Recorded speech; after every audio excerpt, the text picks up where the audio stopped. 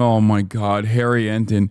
Holy Toledo, reality check. Trump hates South Park, where Google searches for it are up 670%. It was the most searched topic with Trump this afternoon. Unlike what Trump said, South Park is still popular. It's a top 20 streaming show.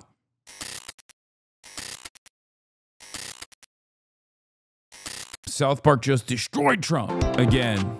South Park seemingly already said everything they could possibly say about Donald Trump. He's a living, breathing parody, and any fictional depiction of him could never hope to match up to the real thing. Mr. Garrison played Trump in the show for about a decade, but stepped down when he got tired of it. Series creators Matt Stone and Trey Parker didn't know what more they could possibly say about Trump. How do you evolve the satire when real life is even wilder than the satire? Then Trump won the 2024 election. Then our timeline descended into chaos. And now South Park returns with a brand new episode and Trump taking the spotlight. This time though, the gloves are off. There's no holding back. Their attacks on this man are brutal and yet oh so beautiful to watch. Who is this guy? And now, why are you hiding the screen? Because I'm worried that it's going to show his penis. But also,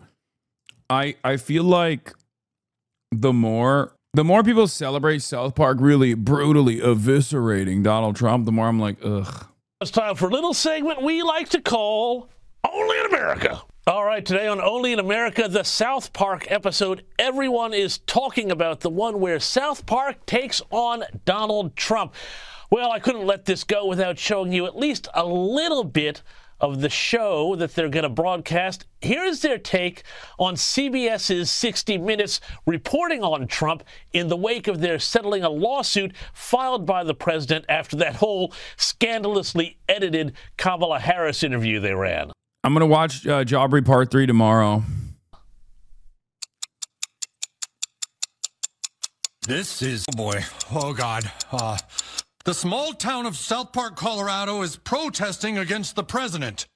The townspeople claim that the president, who is a great man. A great man. Great guy. We know he's probably watching. And we are just reporting on this town in Colorado that's being sued by the president, and they are fighting back. And just to be clear, we don't agree with them. No. We think these protesters are total but our own Jim Connor has more.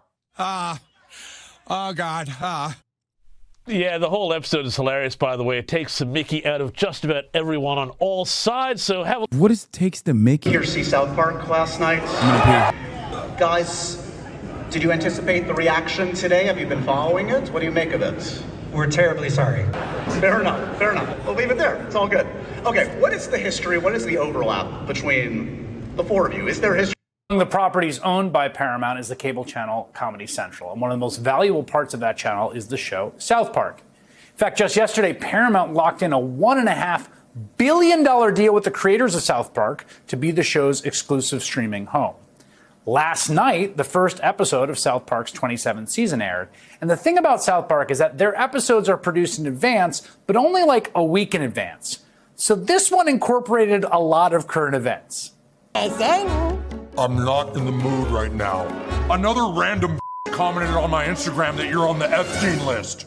The Epstein list? Are we still talking about that? Well, are you on the list or not? It's weird that whenever it comes up, you just tell everyone to relax. I'm not telling everyone to relax. Relax, guys! It gets worse. The plot of the episode, short version, is that Trump has sued the town and a settlement is reached, and part of that settlement is the town has to produce pro-Trump TV ads. And, well, viewer discretion is advised.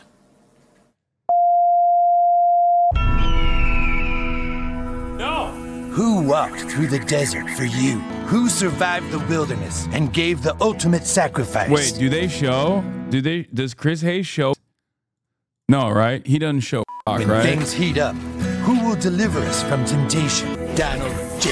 Trump. No matter how hot it gets, he's not afraid to fight for America. The ad keeps going like that. The clothes keep coming off, so we've decided to tastefully pixelate from here on. The White House obviously was not pleased with the episode. They issued a statement saying the show Paramount just dished out $500 million for, quote, hasn't been relevant for over 20 years, is hanging on by a thread. Two HasanAbi affiliates. HasanAbi hate Chris Hayes with HasanAbi Unk Sam Cedar just chilling. With uninspired ideas in a desperate attempt for attention. Sam Cedar's a host of the Majority Report, and he joins me now. I gotta say, Sam, when it gets bleak out there and when people are being cowards, it is a real shot in the arm to see this material feels like blue sky humor. I agree. It's cringe, it's corny, but liberals love it. It's great. God bless them. Okay, that's my take on the cringe faillennial humor of South Park. Okay? South Park people being like, absolutely not. Totally. And I'll tell you, it's a real shame you didn't keep playing that video. Yeah. I mean, I think the big thing about this is, and it's the case that they got what. You're such a hater, damn. It's just not for me, man. It's not for me. Oh my God, Harry Enton.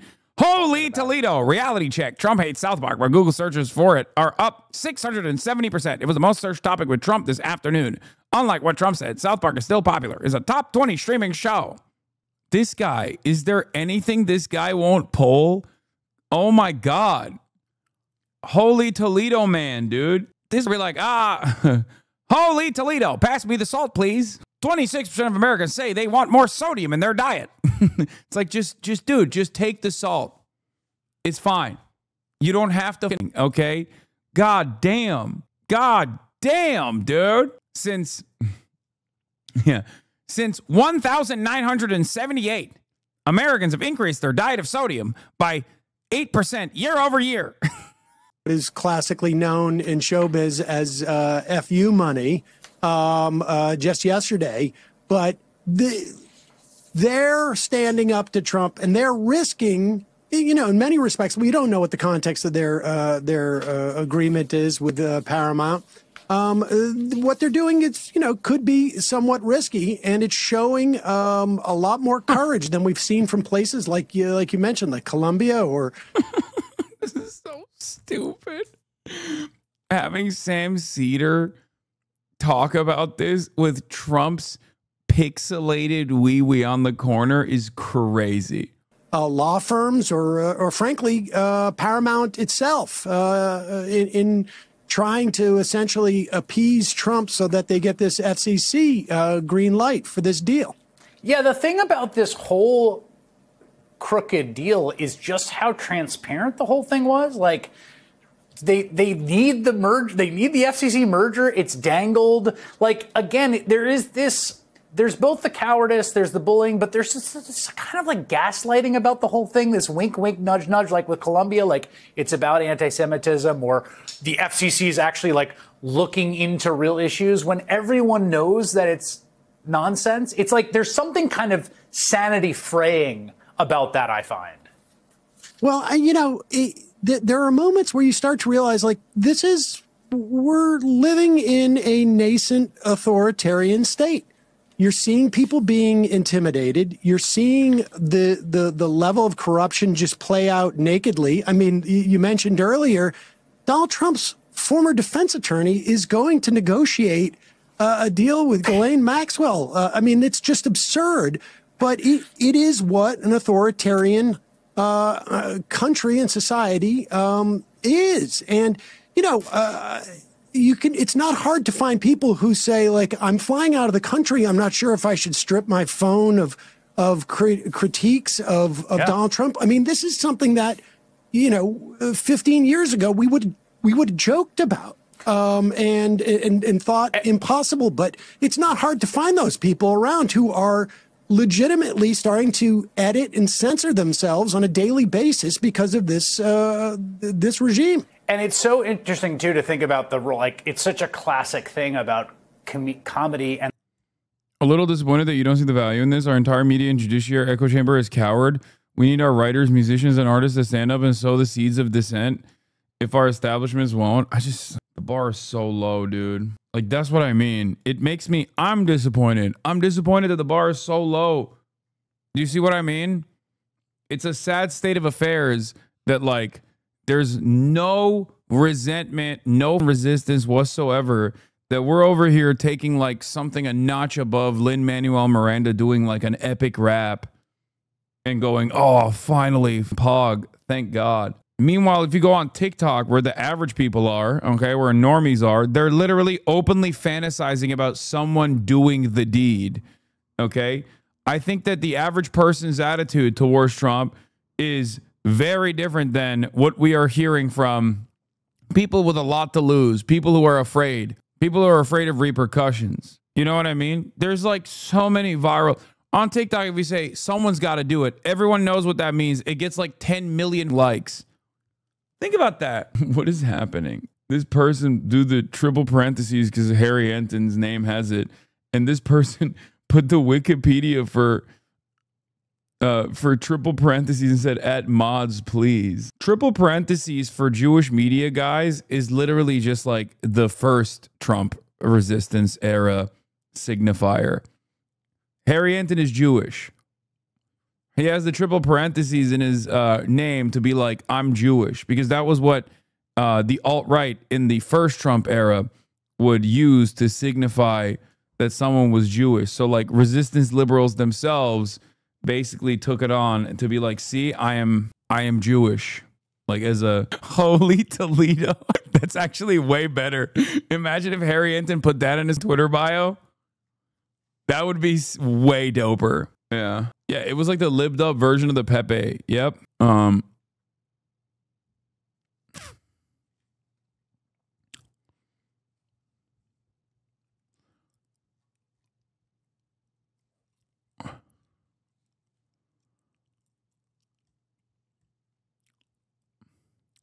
Did you hear about the 70-year-old lady who tried to RPG BB? I did. It was very funny. It's the least expected place. Like making fun of the leader of the country on, like, you know, that's what being a free society is. Like, if you're not in a free society, then you can't have people making fun of the leader of the country on primetime shows. And if you're in a free society, like, that's the thing that we have and we take for granted. And like, again, God bless the folks at South Park for like reaffirming that fundamental right.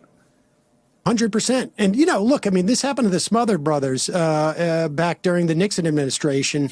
Nixon had their show canceled on CBS. But the nature of the capitulation and the sort of greed associated with what happened with Colbert, I think that's what I appreciate, you know, with the South Park guys are doing, because, you know, like I say, there could be a considerable amount of money at risk. The end of the show, sort of like the beeline story, was Cartman, you know, talking about suicide, and it was almost as if they were saying, like, you know, we could be seriously biting the hand that's been feeding us in a way that we're not going to get fed anymore. Yeah, and I think that's really important. Yes, that there's risk there. I want to read this from the lone Democratic commissioner of the FCC, Anna Gomez, who says who voted against it. The paramount payout and this reckless approval have emboldened those who believe the government can and should abuse its power to extract financial and ideological concessions, demand favored treatment, and secure positive media coverage. Well, they got it. South Park Savage Takedown shows Trump like you never wanted to see him. Is this a new episode? No, it's not. It's the same episode still. Okay. Matt and Trey literally don't care. The only reason they're still making South Park episodes is because they keep getting renewed for seasons. Pay Tusk, thank you for the 10 gifted. So here is some serious news that I've been meaning to cover. First of all, let's turn off the Jeffrey Epstein stuff. We already covered that. Hulk Hogan